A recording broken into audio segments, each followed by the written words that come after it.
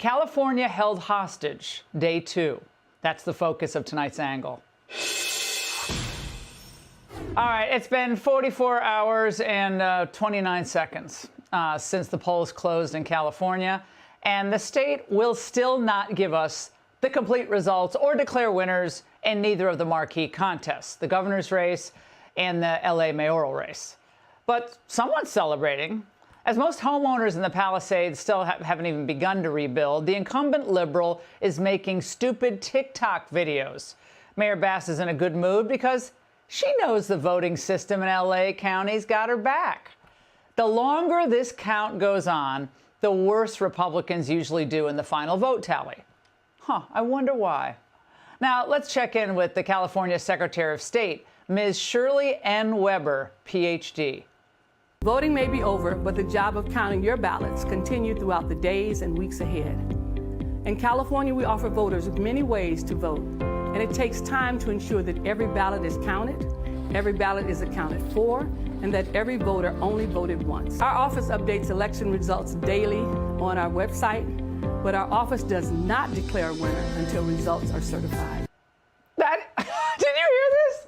We're supposed to be happy because ballots will be counted not for hours, not for days, for weeks. Yeah, and their argument is that the laws were written this way, whereby votes can arrive 7 days after Election Day and then counted for 13 days after Election Day, only because they're being extra meticulous. Please.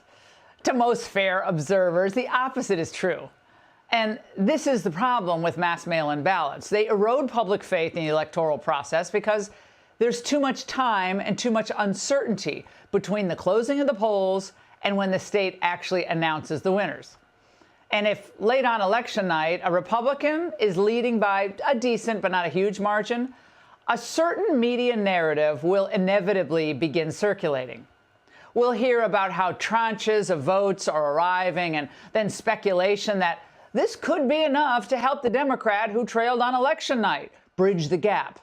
It's kind of an exciting come-from-behind story. We're going to be getting more ballots tomorrow, a big chunk. I think the biggest will probably be on Friday.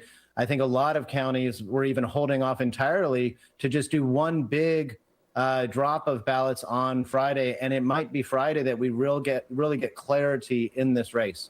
It's possible that Friday we'll really know whether there's enough runway for Steyer to make this up.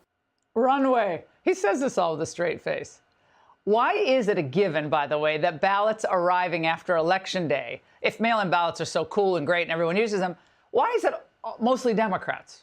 And disproportionately now, Steyer's voters. If he runs for president, Governor Newsom will have to defend this purposely convoluted system before a nationwide audience. Can't wait to see that. As of now, he's claiming that there's a lot of misinformation floating around about California's election, including from the president, President Trump. And yes, for the record, we wish the votes were counted faster, too, he wrote. Well, they're not counted promptly or faster because your party never wanted them to be counted promptly. For the past 21 hours, the AP has reported that only 56% of the vote has been counted. Oh, sorry, wait, it's actually up to 58% now? Oh, 2% more? Now, what's the reason for that? Why are they not telling us the vote counts, especially in individual counties? So don't you get the feeling that they want to make this so confusing to most people that they just end up giving up trying to figure it all out? Until one day, you'll log on to your favorite news site, foxnews.com, and you'll read that Nithya Raman, has come from behind to edge out Spencer Pratt. The longer the vote count, the more public confidence erodes. The more mass mail-in ballots, the greater the opportunity for fraud. So we keep hearing stories about how people receive mail-in ballots, and they receive them for years, even after they've moved out of California, which happened to the Ruthless podcast executive producer Lee Wolf, for 10 years worth of elections, by the way. And regarding the requirement that mailed ballots postmarks must be stamped on Election Day, well, there could be some funny business there as well. Last elections we had here, I had a whistleblower that contacted me from a post office describing that they had different buckets they were supposed to put the ballots in after they come in after Election Day, and they were explicitly told it didn't just have to be a postmark that was on or before Election Day that qualified. If the date was handwritten, that would be okay as well. Oh, did you? So you could just take an envelope, write Election Day. Don't even write the date, just write Election Day. It counts.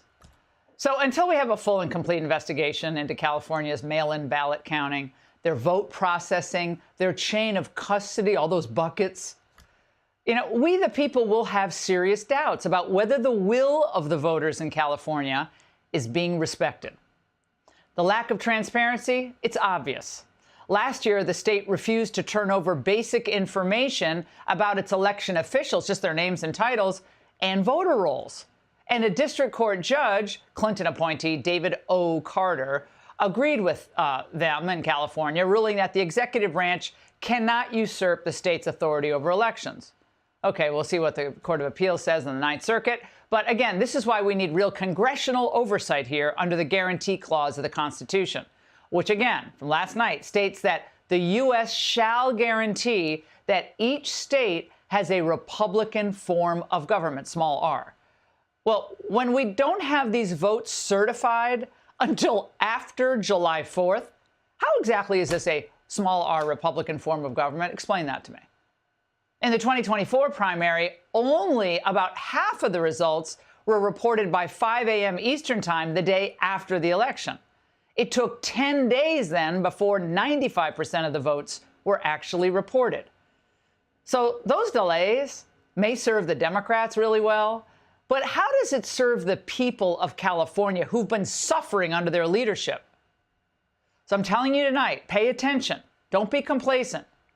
Because if they could get away with it, Democrats would hold all of America hostage for days after a presidential election, heck, weeks after a presidential election, and implement California's mass mail-in ballot scheme nationwide. And of course, they're always going to claim that any lengthy delay is designed to prevent what it actually encourages, fraud, which, as we know, is already a growth industry across California. And that's the angle.